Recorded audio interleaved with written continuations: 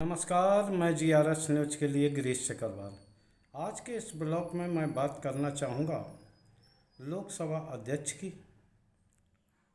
और उनके उस रवैये की जिसको लेकर कल विपक्षी दलों के सांसदों ने, यहाँ तक कि अखिलेश यादव, नेता विपक्ष राहुल गांधी ने उन्हें ये सुझाव दिया था कि वो निष्पक्ष रहें और उनका जो अंकुश विपक्ष पर रहता है वो सत्ता पक्ष की ओर भी दिखाई दे। विपक्ष की आवाज़ को दबाने के लिए कोई ऐसा काम न किया जाए जिसको लेकर अध्यक्ष की आलोचना हो। लेकिन एक कहावत है कि ओम बिड़ला संभवतः ऐसे लोकसभा अध्यक्ष हैं कि जो नियम कानून नहीं, अपने मन मुताबिक काम करते हैं। आज या यूं कह लीजिए कल ही सीट पर बैठते ही जिस तरह उन्होंने सांसदों को हड़काने का क्रम जारी रखा, आज भी वो क्रम बना रहा। कुछ सांसद शपथ ग्रहण से रह गए थे, उन्होंने आज शपथ ली, जिसमें कि कांग्रेस के वरिष्ठ नेता शशि थरूर भी शामिल थे। शपथ ग्रहण के बाद संविधान की कॉपी लिए शशि थरूर ने जय संविधान का नारा लगाया। अध्यक्ष ने टोका टोकी की, जिसको लेकर विपक्षी बेंच पर बैठे कांग्रेस के ही वरिष्ठ नेता दीपेंद्र हुड्डा ने आपत्ति जताई कि आखिर संविधान जय बोलने से आपको क्या आपत्ति है। तो उन्हें इस तरह से हड़काया गया जैसे कि कोई अध्यापक प्राथमिक कक्षा में बैठे विद्यार्थियों को हड़काता है। निश्चित तौर पर लोकसभा अध्यक्ष का ओहदा सदन में सबसे बड़ा होता है।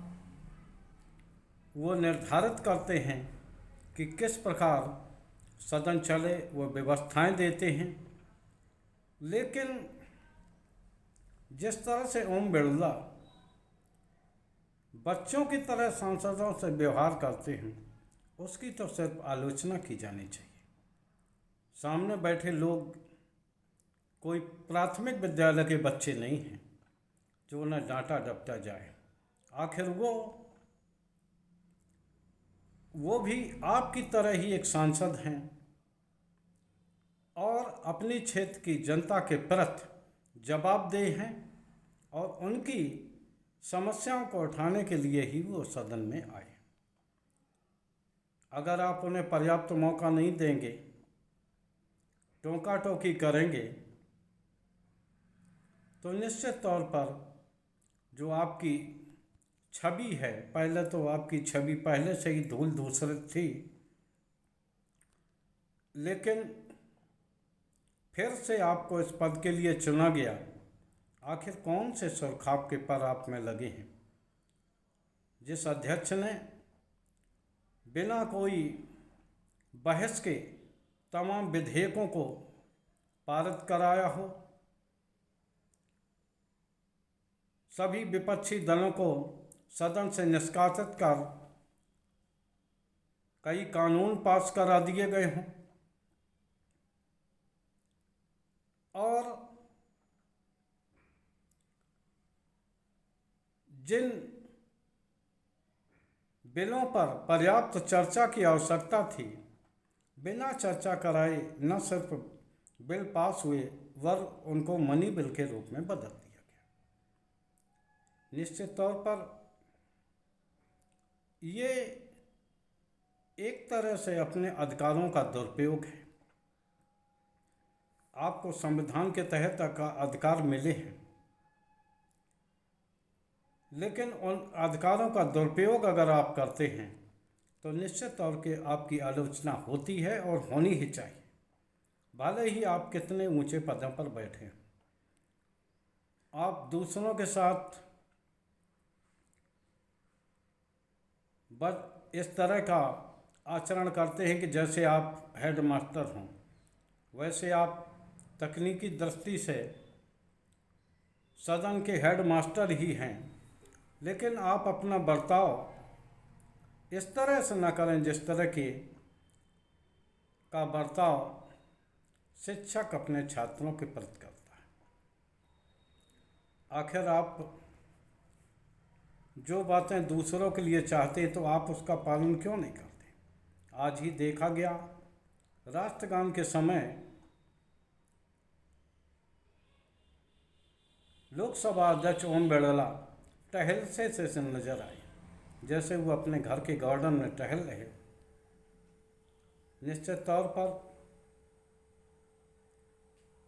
इस बात की आलोचना हुई। सभी लोगों को, जो लोग स्कूलों तक में गए हैं, उनको ये जानकारी दी जाती है कि जब राष्ट्रगान शुरू हो तो जाओ जहाँ जिस पोजीशन में है वहीं खड़ा हो जाए और राष्ट्रगान के बाद ही वो अपनी जगह छोड़े। लेकिन आगे आने की होड़ के कारण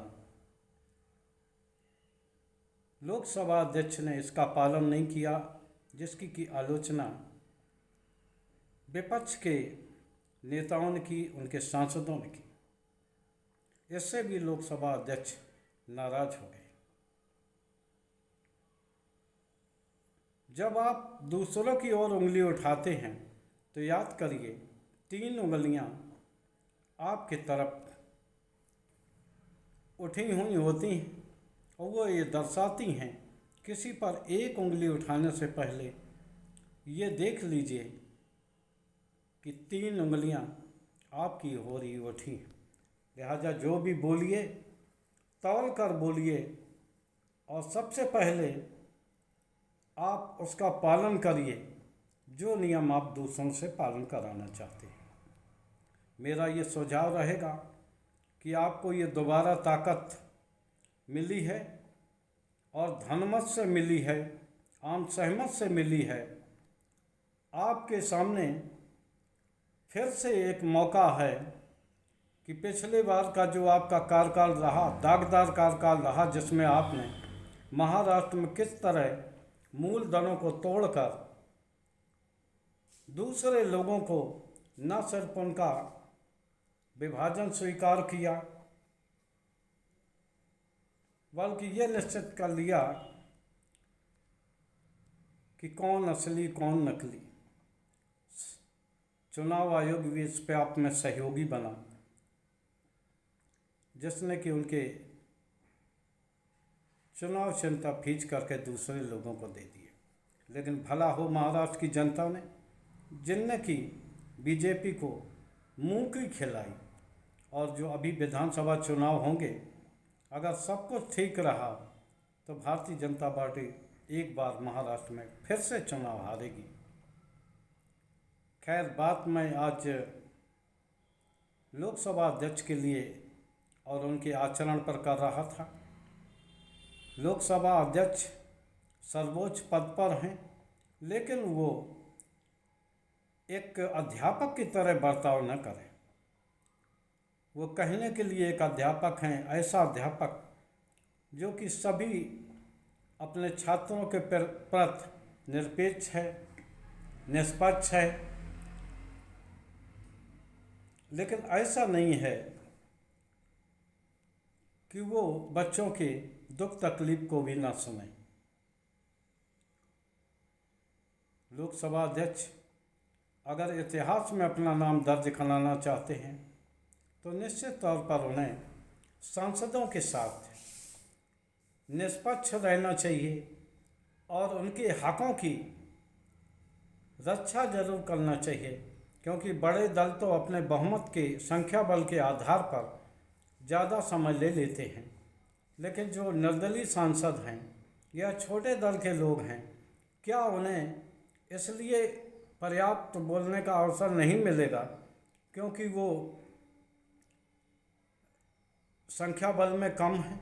अगर ऐसा होता है तो निश्चित तौर पर ये लोकतंत्र के लिए खतरनाक होगा और संभवतः देश के लोकतांत्रिक व्यवस्था का भी अपमान होगा, जो कि हमारे पुरखों ने इसे सहेजा। आज इसी बात को लेकर कांग्रेस के आपातकाल की निंदा की जाती है कि किस तरह से अपने सत्ता बचाने की सनक को लेकर तत्कालीन प्रधानमंत्री इंदिरा गांधी ने देश पर आपातकाल थोपा था।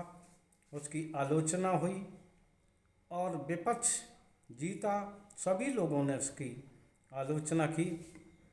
लेकिन विगत 10 सालों से जो देश में चल रहा है, सच्ची खबरें दिखाने पर पत्रकारों को जेल में डाला जा रहा है,